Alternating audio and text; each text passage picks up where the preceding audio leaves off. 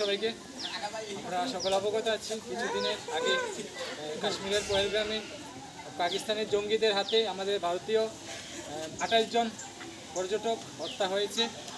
সেই প্রতিবাদে আজকে আমরা এবিভিপি কাকরাপুর নগর শাখা প্রতিবাদ মিছিল করি এবং এবিভিপি কাকরাপুর নগর শাখা পাকিস্তানিদের তীব্র ধিক্কার জানাই।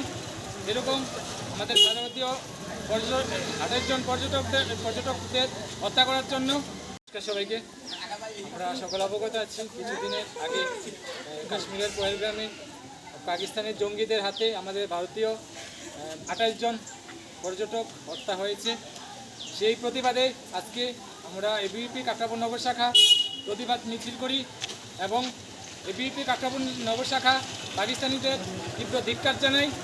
এরকম আমাদের ভারতীয় 28 জন পর্যটকদের হত্যা করার জন্য।